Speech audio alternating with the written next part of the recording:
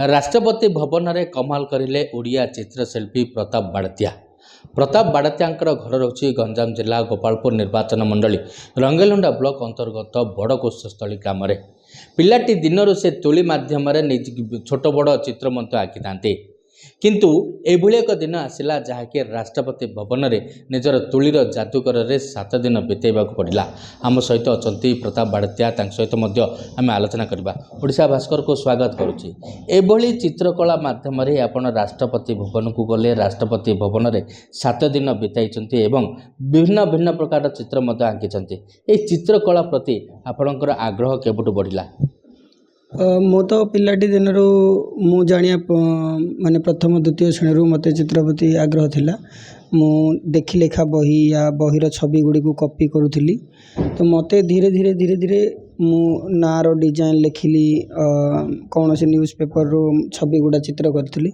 तो जिते बड़े मु मैट्रिक फेल हेली तो मु बाहर जाकि काम कली, सूरत रे बबिन भरुली। बबिन भरला समय मत जो पगार दियंती, तो पगार देला समय मो चित्र बाबद से चर्चा हुए।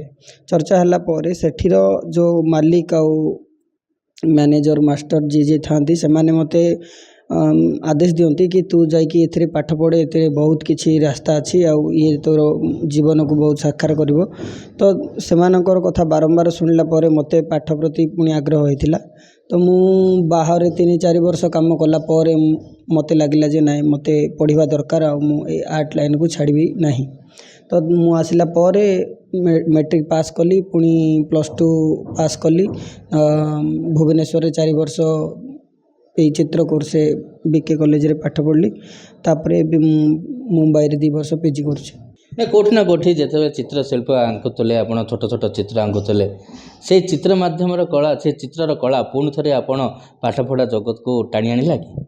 हाँ, यहाँ तो सत जे मु जदि काम करने समय रे कि बाहर हो पब्लिक सामने हो जदि मु चित्र कर न थांती, ताले से माने मते ए सलाहटा दे न थांते कि एई लाइन रे एमिति अछि, बहुत किछि आगो जीवाको अछि। तो मु जानि पारि न थांती ए सब होची मु पब्लिकली जो काम कली छोट मोड़।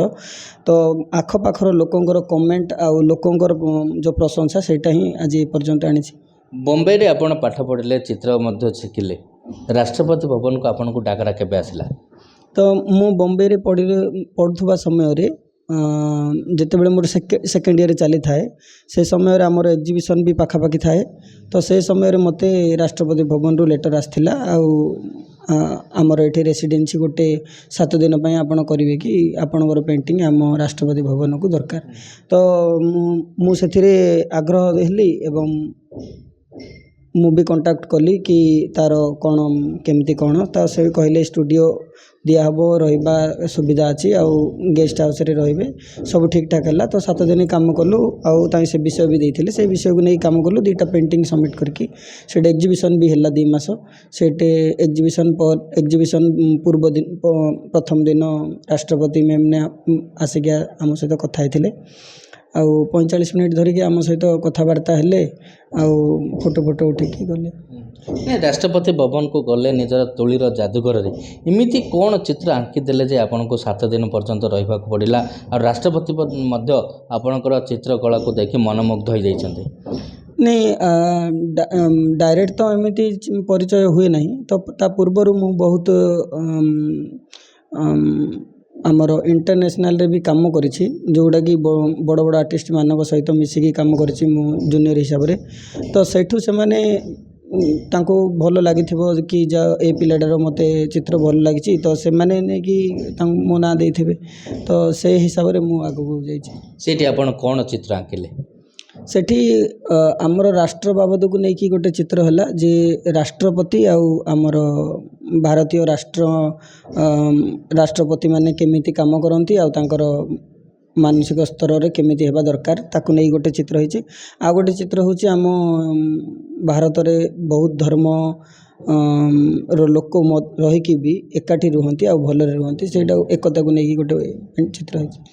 जहाँकि दर्शक बंधु आम जहाँकि सीधा सड़क आम आलोचना करें ओडिया चित्रशिल्पी जेहेतु गंजाम जिलार सुनाम अर्जन करमती दुईटी चित्र आंकिले जहाँकि भारतर सार्वभौमत्व रक्षा करने निमंते एवं राष्ट्रपति उद्देश्य अंपटे जाति धर्म वर्ण निर्विशेष समस्ते एक जो कथा आम शुणुले से दुईटी चित्र आंकिवा द्वारा संपूर्ण रूपे आनंद प्रकाश करते चित्रशिल्पी एवं दीर्घ 45 मिनिट धरी ओडिया भाषा राष्ट्रपति ओडिया चित्रशिल्पी सहित कथबार्ता हेबा एवं राष्ट्रपति भवन में स्वागत करिवार एक चर्चार विषय पलटि।